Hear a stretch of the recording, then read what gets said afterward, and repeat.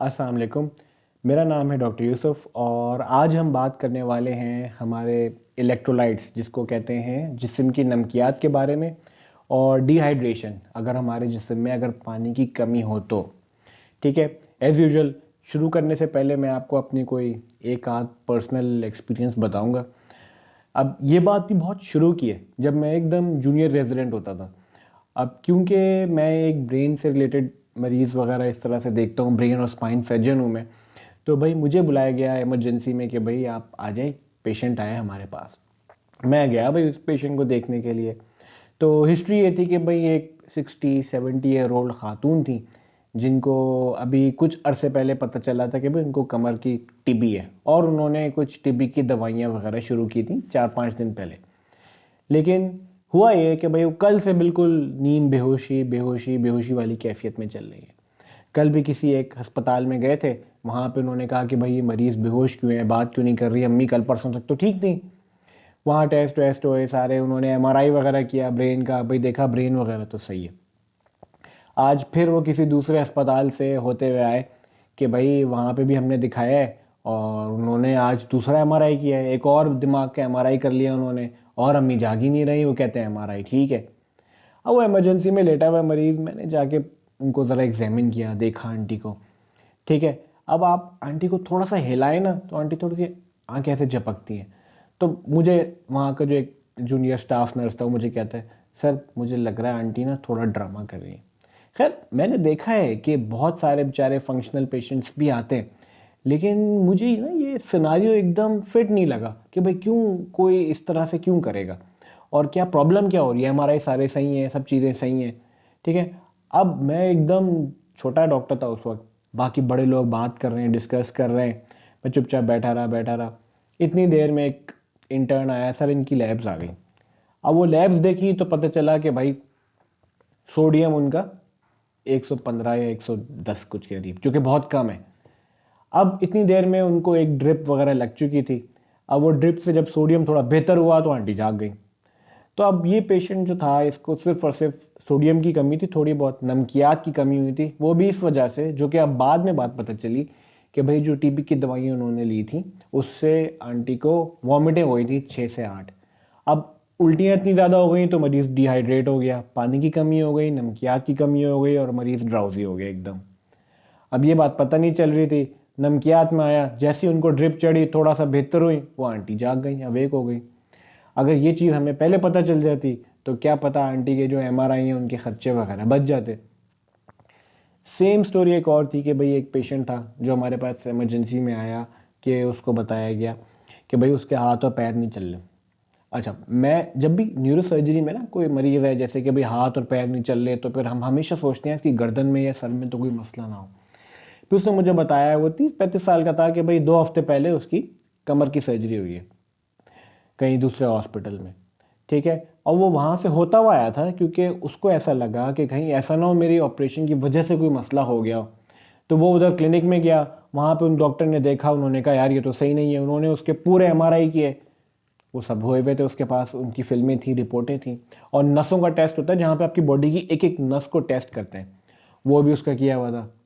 अब मैंने जब उसकी हिस्ट्री ली तो मुझे बता रहे हैं, हाँ डॉक्टर साहब ऐसा पहले भी मुझे होता था, तकरीबन 6 साल हो चुके हैं। मेरी टांग में तो दर्द होता है, लेकिन ये होता था कि हाथ और पैर एकदम पैरालाइज हो जाते थे कभी कभार, और मैं हिल नहीं पाता था। तो कभी फिर मेरी अम्मी, मेरी बहन मुझे कभी पानी पिलाती थी, जूस पिलाती थी, तो मैं थोड़ा थोड़ा बेहतर हो जाता था। लेकिन ये मसला मुझे हमेशा से चल रहा है। लेकिन अभी सर्जरी के बाद ना, अभी जो मेरी बाहर सर्जरी हुई है उसके बाद से ये बहुत ज़्यादा हुआ है और 2 हफ्ते में तो मैं बिल्कुल भी हिल नहीं पा रहा, हाथ और पैर बिल्कुल ही सुन्न हो गए, नहीं चल पा रहे मुझसे। अच्छा, मेरी समझ में ना आए कि भाई एमआरआई पूरी बॉडी के हो गए, ऑपरेशन भी सही है, ज़ख्म भी सही है, टांग का दर्द सही हो गया, तो ये सुन के है सारी चीज़ें। इतनी देर में उसकी रिपोर्ट्स आई कि भाई वही नमकियात की कमी थी, पोटेशियम बहुत कम था।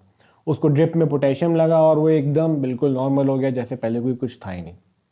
अब उस बेचारे के एमआरआई भी हो गए, कहीं पर उसके सारे नसों के टेस्ट भी हो गए, लेकिन कोई ये नहीं पकड़ पाया कि सिर्फ नमकियात थी और वो आप दे दें तो ठीक हो जाएगा। तो इन दोनों सिनारियों का मेरा बताने का मकसद ये था कि भाई जब भी हमारा ओरल इंटेक या खाना पीना मुनासिब नहीं है, ख़ास तौर पे पानी का इंटेक सही नहीं है और हम डिहाइड्रेट हो जाएं, तो नमकियात की कमी आ जाती है। आज का टॉपिक मैंने इस वजह से भी सेलेक्ट किया क्योंकि अब हो रहा है मौसम चेंज। अब हम गर्मी की तरफ आ रहे हैं और इंशाल्लाह कुछ ही दिनों में रमज़ान भी आने वाले हैं। तो गर्मी में बहुत सारे लोग हमारे काम करते हैं, एक्सर्शन होती है, पानी बहुत ज़्यादा हमारा निकल जाता है, पसीना बहुत आता है। तो हमें ज़रूरी ये ख्याल रखना है कि हमारा जो पानी का इंटेक है वो ख़ास तौर पे सहरी पे और इफ्तार के वक्त मुनासिब रहे और हम अननेसेसरी गैर ज़रूरी बाहर गर्मी में ना निकलें। क्योंकि जब भी हमारी बॉडी से पानी लॉस्ट होता है, या तो हमें बहुत ज़्यादा उल्टियाँ हो जाएं, या तो किसी इंसान को पसीना बहुत ज़्यादा आ जाए, या तो किसी इंसान को डायरिया बहुत ज़्यादा हो जाए, किसी भी सूरत में अगर इंसान की बॉडी से पानी बहुत ज़्यादा जाता है ना, तो उसको डिहाइड्रेशन हो जाती है। और पानी की कमी के साथ साथ नमकियात ऊपर नीचे हो जाते हैं। इस वजह से आपको मसले मसाइल शुरू हो जाते हैं। ये बहुत कॉमन चीज़ है कि मैंने देखा है कि बहुत सारे लोगों को डायरिया हो गया। ठीक है भाई, कुछ बाहर कुछ खा पी लिया, पेट थोड़ा ख़राब हुआ, 5-6 मोशन आ गए, लेकिन मैंने ये देखा है कि लोग अपने पानी का इंटेक सही नहीं रखते। अभी कुछ ही दिन पहले की बात है कि मैं किसी दोस्त के यहाँ गया था, तो उसने कहा कि नहीं, उसकी तबीयत ठीक नहीं है अम्मी की, और अम्मी को मोशन वगैरह हो रहे हैं। तो मैंने कहा अच्छा अम्मी कैसी हैं, ठीक है, तो बेहतर है, हाँ अम्मी सो रही हैं बस। मैंने कहा अच्छा ठीक है। मैं गया भाई, मैंने कहा क्या हाल है आंटी, ठीक हो, सारी चीज़ें? तो थोड़ा ड्राउजी ड्राउजी। मैंने कहा यार अम्मी को क्या हुआ? यार बस वो रात में कुछ खा लिया था, पूरे दिन वॉशरूम जाती रही हैं, अब वॉशरूम तो नहीं आ रहे, बस थोड़ा थक गई हैं, सो रही हैं। तो मैंने उसको फोर्स किया कि नहीं यार चलो उसको क्लिनिक लेके चलते। क्लिनिक लेके गए तो वो इतनी ज़्यादा पानी की कमी, डिहाइड्रेशन, नमकियात की कमी, उनको ड्रिप लगी, वो ठीक हो गई। तो मेरा आज का मकसद ही यही है कि भाई हम सब में कभी भी ऐसा हो अल्लाह न करे कि बहुत ज़्यादा उल्टी हो, वॉमिट हो, तो हम अपने पानी का इंटेक ज़रूर ठीक रखें। और ऐसी सूरत में जब हम पानी मुंह से ना पी सकें तो बेशक किसी भी करीबी क्लिनिक या डॉक्टर को जाके दिखाएं, और अगर वो आपको ज़रूरी समझेगा कि इसको ड्रिप लगाने की ज़रूरत है तो लगवाएं। मैं हरगिज़ ये रिकमेंड नहीं करता कि गैर ज़रूरी ड्रिपें लगवाएं, लेकिन जब ज़रूरी हो, आपका डॉक्टर बोले, तो प्लीज़ लगवाएं।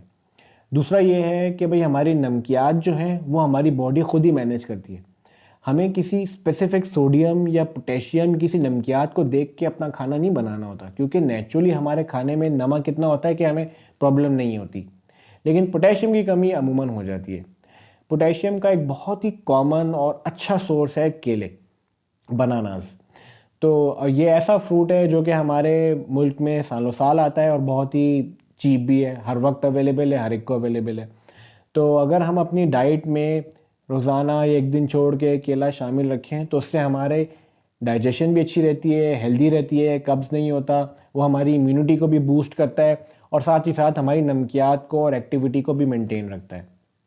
तो आई होप आज का मैसेज आप सबको मिल गया होगा कि हमें अपना ख्याल कैसे रखना है। ख़ास तौर पे आने वाली गर्मियों में अपने साथ पानी की बोतल ज़रूर रखनी है, और ये कि भाई हम डिहाइड्रेट ना हो, और कोशिश करें कि अननेसेसरी गर्मी में बाहर पसीने में गैर ज़रूरी ना फिरें। अगर आज का मैसेज अच्छा लगा हो तो लाइक एंड सब्सक्राइब करिएगा। आज के लिए इतना ही। अस्सलाम वालेकुम।